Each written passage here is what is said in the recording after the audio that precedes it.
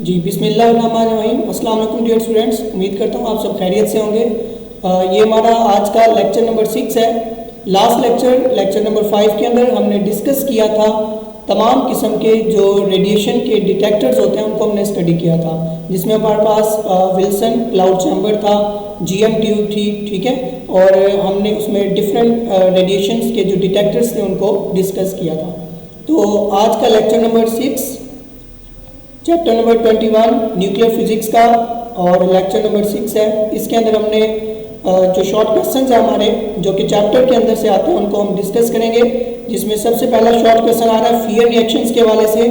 Number 2 पे becquerel है, number 3 curie, number 4 radioactive absorbed dose, number 5 पे grey and number 6 पे है यूजेस ऑफ ट्रेसर्स। जी सबसे पहले fear reaction as a short question है, जस्ट आप इसको डिफाइन कर सकते हैं, डेफिनेशन इसकी कर लेंगे। फियर रिएक्शंस क्या होते हैं? Such a nuclear reactions in which two light nuclei, ऐसे रिएक्शन जिसके अंदर दो हल्के से न्यूक्लियाई मर्ज इकट्ठे हो जाए तो फॉर्म अ हैवी न्यूक्लियस, उनको मर्ज कर दिया जाए, उनको मिक्स कर दिया जाए और मिक्स होने के बाद वो एक हैवी न्यूक्लियस बना दें, तो इस किस्म के रिएक्शंस को हम नाम देते हैं फियर रिएक्शंस का। इन fear reactions the energy released, fear reaction के अंदर जो एनर्जी रिलीज होती है पर न्यूक्लियन, उसकी वैल्यू आप याद रखेंगे, that is 0.91 mega electron volt, ठीक है। ये एज एमसीक्यूज भी आप इसको याद रख सकते हैं कि फियर रिएक्शन के अंदर जो एनर्जी रिलीज होती है पर न्यूक्लियन के हिसाब से वो कितनी होती है? 0.91, ठीक है। तो ऐसे न्यूक्लियर रिएक्शंस जिसके अंदर दो न्यूक्लियाई आपस में मर्ज कर दिए जाएं, मर्ज होने के बाद वो आपस में मर्ज होने के बाद वो एक हैवी न्यूक्लियस बना दें, तो इस किस्म के रिएक्शन को हम नाम देते हैं फियर रिएक्शंस का। नेक्स्ट मूव करते हैं।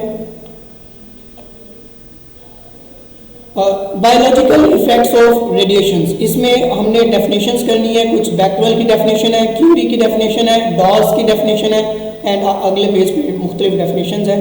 तो इसमें activity of radio active sample, number of disintegration per unit time is called activity of radio active elements. ये ना सारे के सारे नीचे जो गिवन्स हैं आपको 1, 2 एंड 3, ये सारे यूनिट्स हैं। ये सबसे पहले बैक्टेरियल आ रहा है, नंबर 2 पे आ रहा है क्यूरी, नंबर 3 पे आ रहा है रेडियो एक्टिव एब्जॉर्ब डॉस। तो इनको 1 बाय 1 हमने स्टडी करना। फॉर एमसीक्यूज आप याद रख सकते हैं, फॉर शॉर्ट क्वेश्चन के तौर पे भी आ सकते हैं जी। तो सबसे पहले आ रहा है बैक्टेरियल। बैक्टेरियल क्या है? 1 becquerel is equal to 1 disintegration per second, और ये इसका फार्मूला होगा 1 becquerel is equal to 1 disintegration per second. ये बेसिकली यूनिट्स हैं एनर्जी के। नंबर 2 पे आ रहा है क्यूरी। क्यूरी क्या है? Curie is a bigger unit, ये बहुत बड़ा यूनिट है, एंड 1 क्यूरी इक्वल होता है 3.7 cross 10 raise to power 10 disintegrations per second के इक्वल होता है। तो ये आप ऐसे एमसीक्यूज याद रखेंगे इसको। 1 curie is equal to 3.7 cross 10 raise to power 10 disintegrations per second.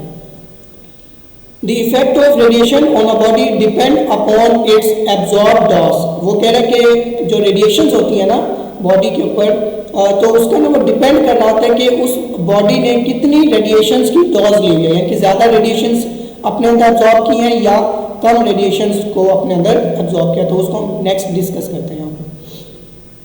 Radio active absorb dose, जिसको डी से रिप्रेजेंट किया गया, इट इज डिफाइन एज, इसको हम डिफाइन करेंगे, the amount of energy, energy की वो मिकदार एब्जॉर्ब जो कि एब्जॉर्ब होगी, जज्ब होगी from an ionizing radiation per unit mass of absorbing body, यानी कि जितनी रेडिएशंस जितनी बॉडी के अंदर जाकर एब्जॉर्ब होगी उसको हम नाम देते हैं किसी का डॉज का। ये डॉज का फार्मूला है, dose is equal to energy absorb divided by mass. तो डॉज जो है वो एनर्जी ओवर मास के इक्वल होती है, और यहाँ पे आप देख सकते हैं कि अगर ज्यादा एनर्जी होगी तो डॉज भी ज्यादा होगी, क्योंकि डॉज और एनर्जी के अंदर जो रिलेशन है वो डायरेक्ट का है। जबकि यहाँ पे अगर हम देखें तो ये जो मैस आपको नजर आ रहा है और ये जो डॉज है ये दोनों आपस में इनवर्सली प्रोपोर्शनल है, यानी कि अगर ज्यादा मैस होगा तो वो डॉज कम लेगा, अगर कम मैस है तो वो डॉज क्या लेगा? ज्यादा लेगा। और it's SI unit is grey, इसका एसआई यूनिट जो होता है डॉज का वो क्या होता है? ग्रे होता है। नेक्स्ट मूव करते हैं। अब इधर ना ग्रे को डिफाइन किया गया है। देखिए पिछली स्लाइड में हमने डेफिनेशन पढ़ी डॉज की, डॉज का यूनिट, डॉज का जो यूनिट होता है वो होता है ग्रे। अब ग्रे कितना होता है उसको हम डिस्कस करेंगे।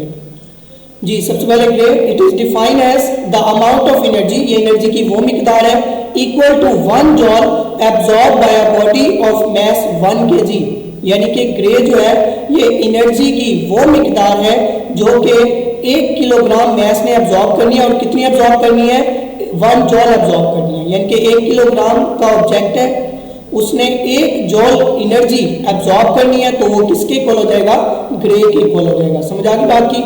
तो 1 ग्रे इक्वल होता है 1 जॉल डिवाइडेड बाय 1 kg, इस kg को ऊपर लेके गया तो ये kg का इनवर्स हो गया, तो 1 gray is equal to 1 joule kg inverse. RAD rad, radian भी इसको हम कह सकते हैं तो and old unit is radian, ठीक है, तो इसका ओल्ड यूनिट जो है वो RAD 1 रेडियन, और इसमें कितने ग्रे होते हैं, 0.01 ग्रे होते हैं इसमें। ग्रे की शॉर्ट फॉर्म में आप इसको GY के साथ रिप्रेजेंट कर सकते हैं। उसके बाद है इक्विवेलेंट डोज। इक्विवेलेंट डोज क्या होती है, equal dose of different radiations produce different biological effect.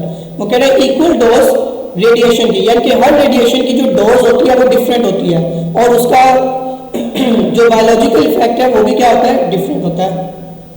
If we consider the same dose of x ray and alpha particles, then alpha particles are 20 time more damaging than X-rays.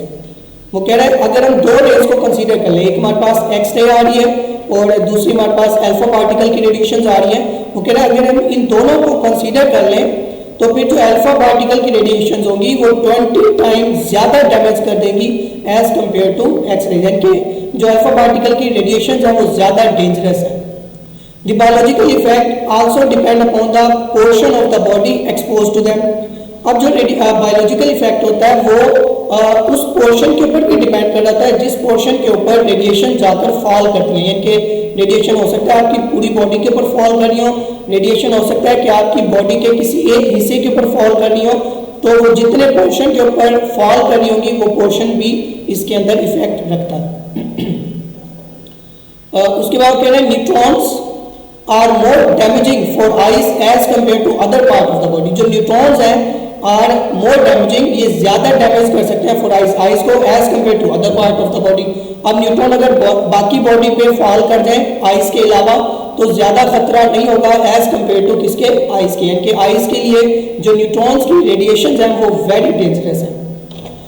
To allow this, the absorbed dose is multiplied by a quality factor known as relative biological effect और RBE इसको short form में कहेंगे। तो ये नीचे इसका formula लिखा हुआ है इक्विवेलेंट डोज का, ये इक्वल होती है dose multiply by RBE। RBE का मतलब रिलेटिव बायोलॉजिकल इफेक्टिवनेस। उसके बाद है साइवर्ट। साइवर्ट क्या होता है, the SI unit of equivalent dose is sievert, और एक साइवर्ट जो होता है 1 sievert is equal to 1 gray multiply by RBE। What is RBE, ये लिखा हुआ है, ये देखें, रिलेटिव बायोलॉजिकल इफेक्टिवनेस। और REM एंड ओल्ड यूनिट, ये भी इसका बहुत पुराना यूनिट है, आप the REM is equal to 0.01 sievert, ठीक है, तो एक रैम के अंदर 0.01 साइवर्ट होते हैं। तो ये आपने इसको ऐसे शॉर्ट भी याद रखना है और ऐसे MCQs भी याद रखना है। नेक्स्ट मूव करते हैं, लास्ट पे है ट्रेसर्स, यूजेस ऑफ ट्रेसर। ये ऊपर वाला टॉपिक नहीं है आपके सिलेबस में, आप जस्ट यहाँ से यूजेस ऑफ ट्रेसर्स को डिस्कस करेंगे।